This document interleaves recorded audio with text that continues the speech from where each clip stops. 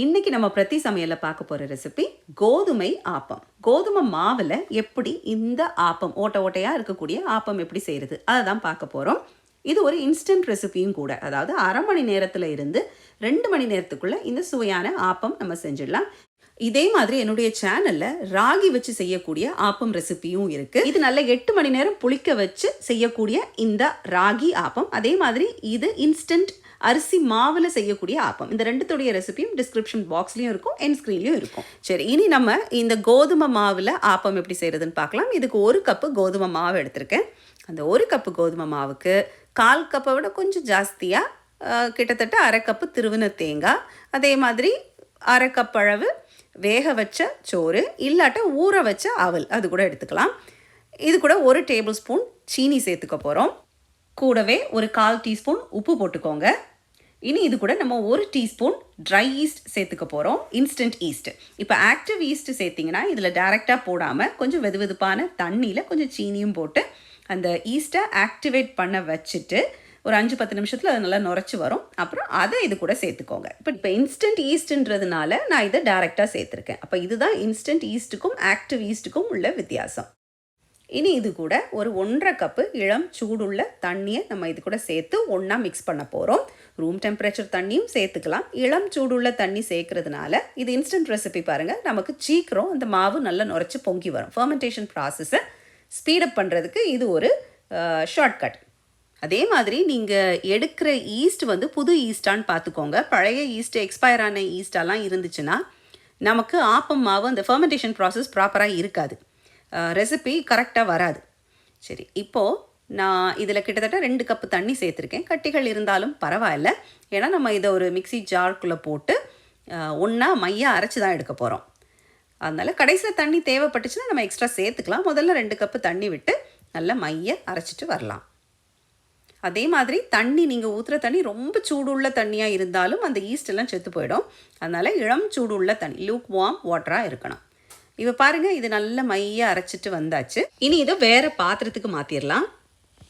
இனி இதை நான் ஒரு அரை மணி நேரத்துலேருந்து 2 மணி நேரம் வரைக்கும் ஆகலாம் நமக்கு இது நல்லா பொங்கி நுரைச்சி வர்றதுக்கு.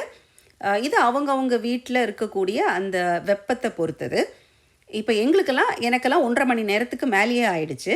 இப்போ சென்னையிலலாம் நமக்கு மத்தியானம் போல் நம்ம மாவு இந்த மாதிரி மிக்ஸ் பண்ணி வச்சோன்னா அரை மணி நேரமே போதும். நல்லா அடிக்கிற வெயிலுக்கு நமக்கு அரை மணி நேரமே போதும். அப்போ அரை மணி நேரத்தில் இருந்து 2 மணி நேரத்துக்குள்ளே இந்த ஆப்ப மாவு நல்லா நுரைச்சி பொங்கிரும். இப்போ பாருங்கள், 1.5 மணி நேரத்துக்கு அப்புறம் இந்த மாவு எவ்வளோ அழகாக பொங்கி வந்திருக்கு பாருங்கள். அப்படியே நல்லா பபுளாக ரொம்ப அழகாக பொங்கி வந்திருக்கு. இப்படி வரணும். இப்படி வந்தால் தான் நமக்கு அந்த ஆப்பம் நல்ல லேஸ் மாதிரி ஓட்ட ஓட்டையாக நமக்கு கிடைக்கும். சரி, இது என்ன மாவை நீங்கள் ரொம்பவும் கலக்கிடக்கூடாது, ஆனால் மிக்ஸ் பண்ணவும் செய்யணும், ஓவர் மிக்சிங்கும் ஆயிடக்கூடாது.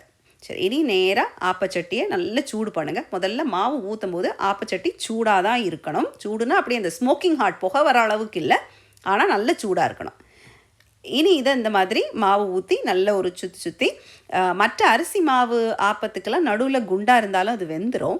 ஆனால் இந்த கோதுமை மாவு ஆப்பத்துக்கு மட்டும் நடுவில் ரொம்ப திக்காக இல்லாத மாதிரி பார்த்துக்கோங்க.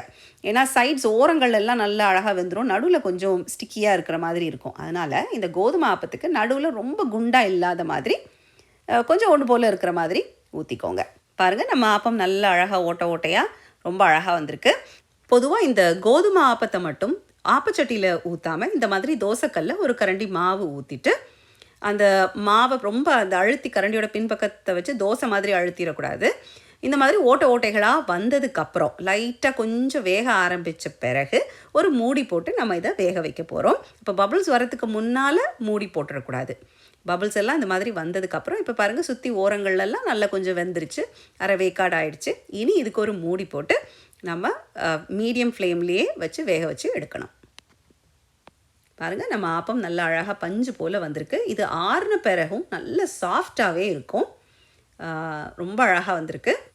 அப்போ நீங்கள் தோசைக்கல்லையும் செய்யலாம், இல்லாட்டா இந்த மாதிரி ஆப்பச்சட்டிலையும் நீங்கள் செய்யலாம். வாங்க, இனி இதுக்கு டேஸ்ட் எப்படி இருக்குன்னு பார்க்கலாம். அதுக்கு முன்னால் என்னுடைய சேனலில் தோசை, சட்னி அண்ட் சப்பாத்தின்னு ஒரு பிளேலிஸ்ட் இருக்குது. அந்த பிளேலிஸ்ட்டுக்குள்ளே போய் பார்த்தீங்கன்னா நிறைய இன்ட்ரெஸ்டிங் ரெசிபீஸ் இருக்குது. ராகி ஆப்பம், அரிசி ஆப்பம், நிறைய ஓட்ஸ் வச்ச ரெசிபீஸ், அது மாதிரி நிறைய மூங் தால் இட்லி, தோசை இந்த மாதிரி நிறைய ஆரோக்கியமான ரெசிபீஸ் எல்லாம் இருக்குது. அப்போது அதனுடைய லிங்க்கை நான் டிஸ்கிரிப்ஷன் பாக்ஸில் கீழே கொடுக்குறேன். அதே மாதிரி என் ஸ்க்ரீன்லேயும் அந்த பிளேலிஸ்ட்டோட லிங்க்கும் இருக்கும். அப்போ அப்படியும் நீங்கள் போய் பார்க்கலாம். சரி வாங்க, நீ இதுக்கு டேஸ்ட் எப்படி இருக்குன்னு பார்ப்போம்.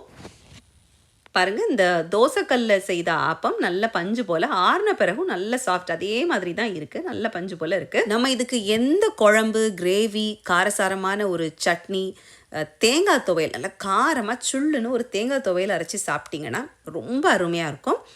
தேங்காய் பாலை விட இதுக்கு தேங்காய் துவையல் இல்லை காரமான சட்னி அதுதான் பெஸ்ட் காம்போ.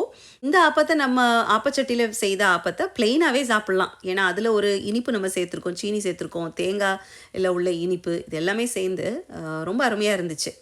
அப்போ நீங்களும் இந்த ரெசிபியை செஞ்சு பாருங்கள். செஞ்சு பார்த்துட்டு உங்களுக்கு பிடிச்சிருக்கா பிடிக்கலையான்றதை கீழே காமெண்ட் செக்ஷனில் எங்களுக்கு மறக்காமல் சொல்லுங்கள். நேரம் இருந்துச்சுன்னா என்னுடைய தோசை சட்னி அண்ட் சப்பாத்தி பிளேலிஸ்ட்லேயும் போய் 1-2 ரெசிபிஸ் பார்த்துட்டு செஞ்சும் பாருங்கள். இவ்வளவு நேரம் பொறுமையாக பார்த்து உங்கள் எல்லாருக்கும் என்னுடைய மனமார்ந்த நன்றிகள்.